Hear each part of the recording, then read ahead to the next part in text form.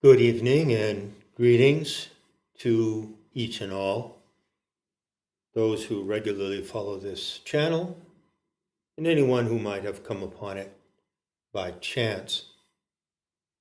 Title of this channel, Mandela Effect Decoded, refers back to its original intention, which was established in February of last year, 2017. At that time, I undertook what I called the Gnostic investigation of the Mandela effect. And I completed that investigation in October of 2017. In my opinion, the phenomenon, the bizarre and baffling enigma known as the Mandela effect, has run its course. I don't consider that there are currently any valid cases of Mandela effects comparable to those that I examined closely in the course of that investigation. In my view, I could be wrong, the interest in the Mandela effect phenomenon has pretty much leveled out and flatlined. And I'm not surprised. I indicated at the close of the investigation that there would be a shift in October, and indeed that shift came about exactly at the time of the so-called Las Vegas mass shooting. I showed how the Las Vegas mass shooting was an event that presented the example, or better said, the demonstration of how the Mandela effect shifted gears. So I assign to that phenomenon its proper term, what I consider to be its proper term, its proper name, which is the correction effect. So in October of 2017, the correction effect shifted into another gear. And I've illustrated in subsequent talks from that date forward how the same agency that produced the Mandela effect at that time proceeded to operate in a different way and to show its intentions to the world in a different manner. So there you have it. What it all means in a nutshell is that the channel Mandela Effect Decoded has more or less lived out its purpose. Since October of last year, I've posted a fair amount of material due to the fact that the conclusion of the Mandela Effect led directly into the Charlotte working. So you'll find that material also on this channel. You know, I don't know who comes to this channel. I have to say I'm a bit suspicious about the status of this channel. Now, I must admit that it could all be my fault. You know, on any given day, I pretty much assume that everything in the universe is my fault. What do I mean by that? Well, I haven't added tags and I haven't, done the usual footwork that allows a YouTube channel to thrive at its optimum potential. I haven't put in the tags because it's just tedious, time-consuming work and life's too short. I have done no SEO optimization, is that what it's called? Done nothing to bring attention to this site. Nevertheless, I am a bit suspicious about the stagnation of this channel. The Mandela effect in its prime, not anymore, as I just explained. But hey, folks, friends, allies, whoever you may be, let's admit that in its prime, Mandela effect was getting a tremendous amount of attention and discussion and debate. It was peaking high on the chart of Google Trends. And some sites dedicated to the Mandela effect were getting, millions of hits. I mean, it was more than viral. There were some sites, some clips and uploads on the Mandela effect got massive views. I did not get massive views for Mandela Effect Decoded except for one instance in October when I posted a clip about the fraud of the AI robot Sophia coming from Hanson Robotics. I don't know why I got 25,000 views on that upload. If you look at the views on Mandela Effect Decoded, you'll see that they level off, they top off generally. Anywhere between 1,500 and 3,500. The channel is stagnant. And I find it rather remarkable that the only channel on YouTube which purports to present a complete breakdown and analysis of the message coming through the Mandela effect would receive such little attention. Well, now that the effect is fading out, I suspect that it will receive less and less attention.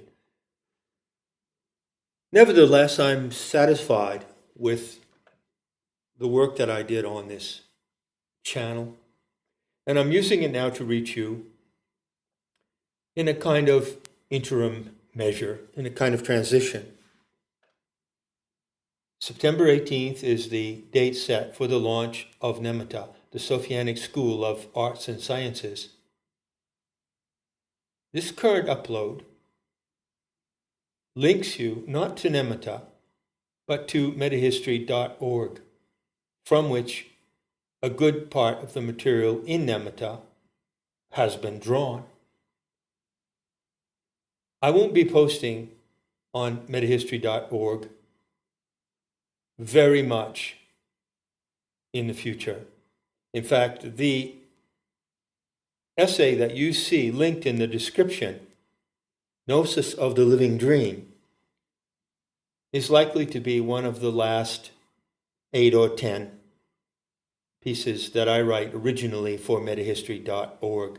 It remains as a classic site and an archive site, but I won't be adding new material to it, obviously, because I'm devoting my full attention to NEMATA. But I wanted to put this up right now, today, this evening, as I sit here basking in the pearly light of the full moon in the Manitou. That would be the Matangi moon of August 2018. And I just want to make one point in this short article, Gnosis of the Living Dream.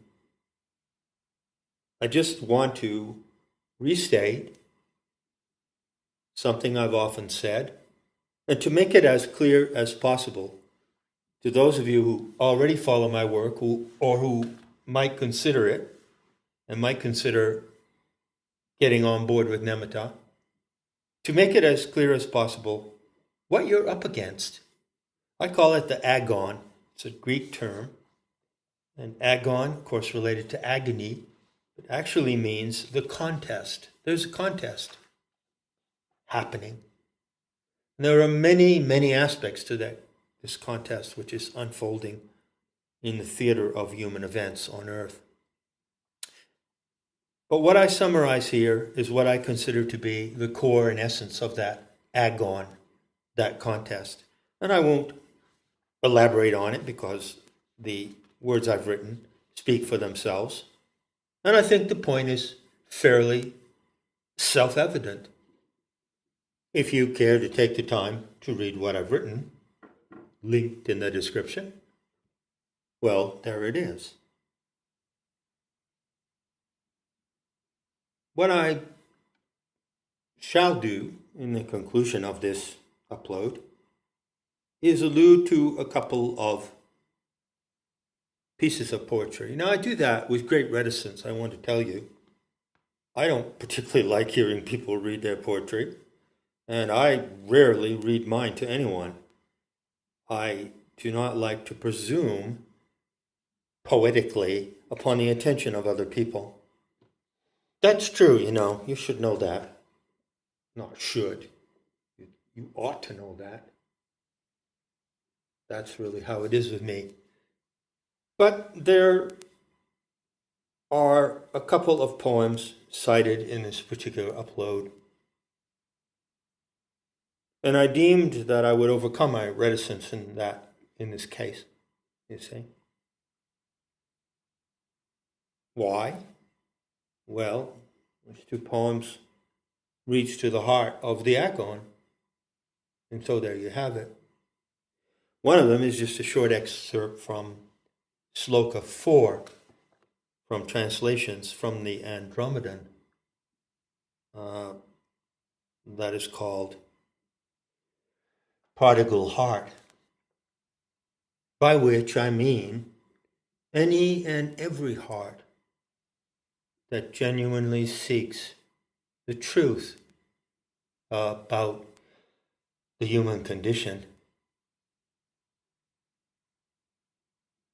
So live to withhold us nothing, that we may divine all that we are, realized in who you are, who suffered death to play its haunting pauses in youth, surrendered one vagabond child lost under ochre skies, abandoned with humanity like acid in your eyes. You braved a cruel new world where angels sweeten fire in the heart. You, homeless, led us home.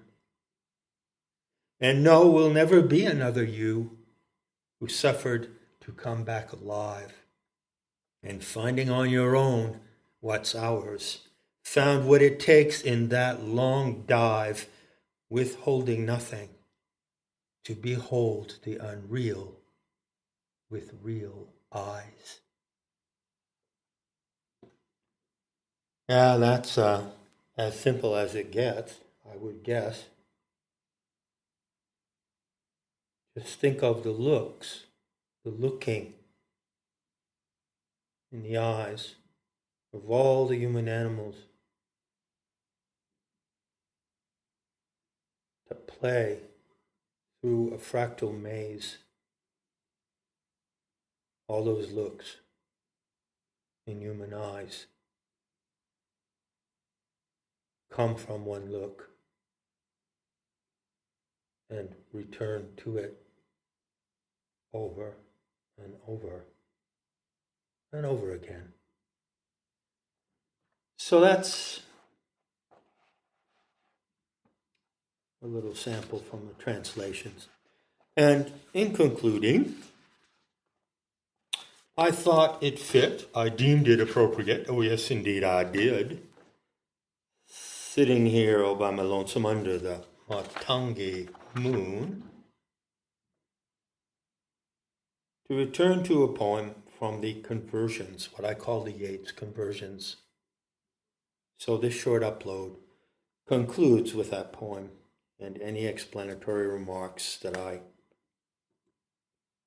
might be inclined to provide on it will be found right there in the material linked on metahistory.org.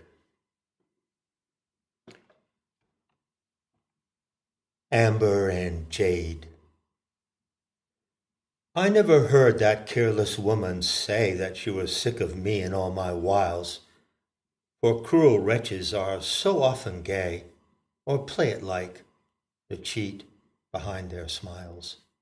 Now something drastic must occur, since I have really gotten over her, to finally undo the gender war that let that vixen wound me to the core. We all perform erotic mimes.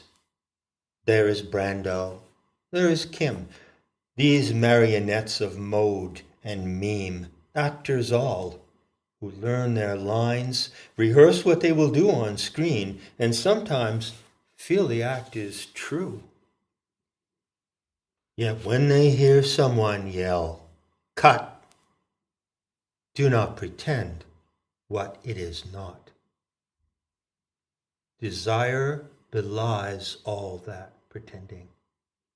What you have wanted and not had, what you have had and lost, lending such pathos to your current role, all this might be play acting, and you would never know unless your true desire you do confess, a challenge most exacting. This is the sly animal that goes astray from one film set onto the next, where every tangoed mix-up will display vicissitudes of craving, multi-sexed. But no amount of posturing makes real a mere rehearsal, a way to act as if until the real thing comes along. But what that is, no one can tell unless desire shows the way, and if it does, it might reverse the plot, turn love to hate or vice to virtue, converting wildly as it may. This cameo a satyr shows, flanked by two nymphs. Irony embeds the stringent look, jade flecked with amber like the beads he broke and scattered to the earth in honor of her final worth. Any disclosure of a heart betrayed will penetrate the cracked facade of mere pretending, and then parlay the ache into the coming masquerade. Cyclidian wine cannot be faked. A true elixir, love, blended with pleasure. But any posture of the human kind can and will be until the measure of compassion is found, lest it seem prevarication be total and supreme. The cameo has two nymphs, life-sized. The jaded gaze is azure-ringed and almost sly. Under the forehead that a goddess prized,